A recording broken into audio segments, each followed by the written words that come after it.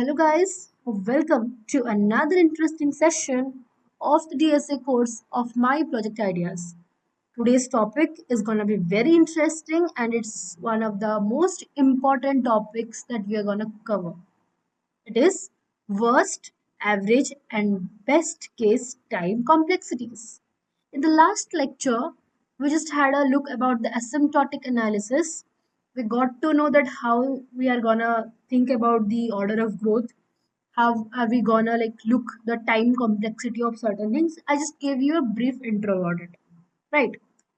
Now let's dive deep into the time complexities part and the worst, average and best case time complexities, why they are important, why do we use it, what is the essence of it. So brace yourselves because we are going to dive deep into this culture. Here, let's start with code because programming and coding go side to side, right? And if you want to work on DSA, what it's your ultimate goal is to basically learn coding, learn programming, right? Efficient algorithm. So now look at this algorithm, look at this code and tell me what is going on in this code. You can comment your answers. So this is basically a linear search program. So what does it do? It is written in the comment section if you can see. So what we are going to do is we are going to linearly search for an element x in an array. If x is present, then we have to return the index. No brainer. This is how you search for a number in the array. Or else you are going to return -1. This program is based on Python. And in this course, we are going to follow the Python coding because as you know that in today's scenario, MLAI is at its peak right now and people are striving to learn Python. So why not learn DSA in Python itself? So you're coding side to side, you're learning a language and also DSA. So it's a Sone pe suhaga thing for you, right? So what we are going to do is we are going to write the function definition of the function search. The two parameters here are array and x. Simple linear search program for I in range length of array is traversing through the length of the array. If you got the element in a particular index, then you return I or else you return -1. Linear search, no brainer. Then in the driver program, what we have done, main function declared, array is given, the number to be searched is 12, it is found in the index 2 because the array starts from 0. Then searching is done and you write that yeah, x is present at index this or else x is not present in array. Got it? This is a linear search. What is the time complexity? Comment. Then worst case analysis is usually done because we are checking that our algorithm can perform worst to what extent. If your algorithm is not working properly, how bad it can perform. That is what worst case analysis is usually done for.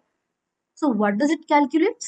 It calculates the upper bound on the algorithm's running time. I told you in the previous lecture what's an algorithm running time and how do you get the algorithm's running time. We also compared a single algorithm in two different systems. One was faster, one was slower. We compared the linear search and binary search. You should not forget it that soon. So I know you're with me on this. Then, identification of the scenario causing the maximum number of operations is crucial. What does this mean? That you are going to identify the scenario which causes the maximum number of operations. That is, what is the input size, what are the number of operations you are going to perform.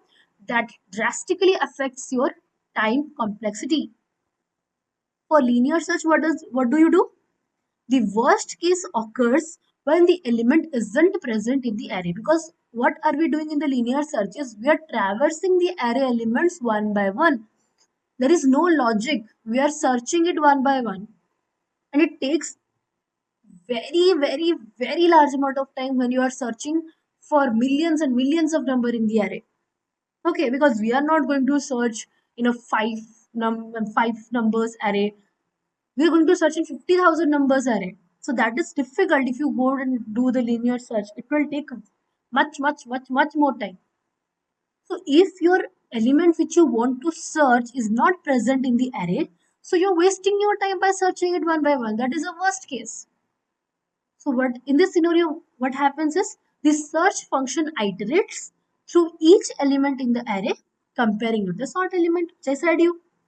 And the worst case time complexity of linear search is linear, because see, it's linear search, so the time complexity is big O of n. This O of n is pronounced as big O of n, where n represents the number of elements in the array. So there are three cases to analyze your algorithm: worst case, average case, and best case. Next. So average case analysis is sometimes done. Mostly you are going to do the worst case analysis, because you are going to see that your algorithm performs worst in what case. So in average case analysis, what do? We take all the possible inputs and calculate the computing time for all of the inputs. So you're going to take an average. Sum of all the calculated values divided by the total number of inputs. The average funda. How do you find out the average of five numbers? You sum those five numbers divided by 5. That is the thing which you have done here. For the linear search problem, let's assume that all the cases are uniformly distributed. So what do? You sum all the cases and divide the sum by n plus 1, because the index starts from 0, so it's n plus 1. Following is the value of average case time complexity. So how does it calculate? Big O of, theta of I by n plus 1. So this is the average formula. You can see here the average formula. So finally you got this time. This is also linear.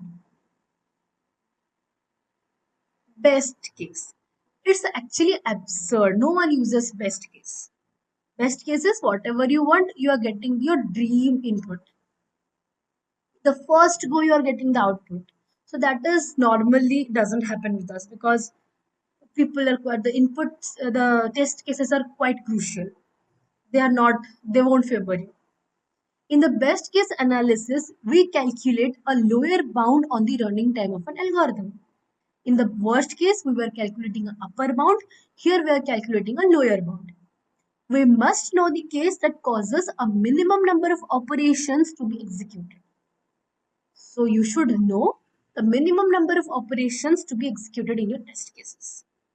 In the linear search problem, best case occurs when your X is present at the first location. If you're lucky, then if you're searching in a 50,000 numbers array, you get your searched element in the first go itself. If you're lucky, that doesn't happen much. So the number of operations in the best case is constant, doesn't depend on the size of the array, so it's big of 1, which is actually absurd. It doesn't happen. So this is another example, array, linear search in an array. So if X is present in the, return the index, otherwise return -1. So the same thing which we have done. So next, let's move. It is actually, that was in Python. This is in guess the function, guess the program language. It's CPP. Okay. Next, time complexity analysis in big O notation. So in best case, you get big O of 1. So when it will happen if the element to be searched is in the first index of the given list. So the number of comparisons what you are doing is 1. So do you understand what does the number of comparisons mean? This part. You are comparing it. The index is compared with the number. Okay. Average case, if the element to be searched is on the middle index of the given list. And worst case, if it is on the last index, or is it not present on the list. So the most important time complexity analysis is worst case. Some of the important notes which you should know. Most of the time we do the worst case analysis to analyze algorithms. In the worst analysis, we guarantee an upper bound on the running time of an algorithm, which is a good piece of information. Already said you in the previous slides. Average case is not easy because it is rarely done. In the average case analysis, you must know the mathematical distribution of all possible inputs. Why? Because you should know, you have to put it in this function, which we read just now, this function. So you should know the mathematical distribution in the average case, which is not easy for all the different algorithms. Some algorithms are literally tough, and the best case is obviously bogus. You cannot guarantee a lower bound on an algorithm, and it doesn't provide any information in the worst case. So, an algorithm, in the worst case, an algorithm may take years to run, but in the best case, it can be in 1 second also. So, it's absolutely absurd.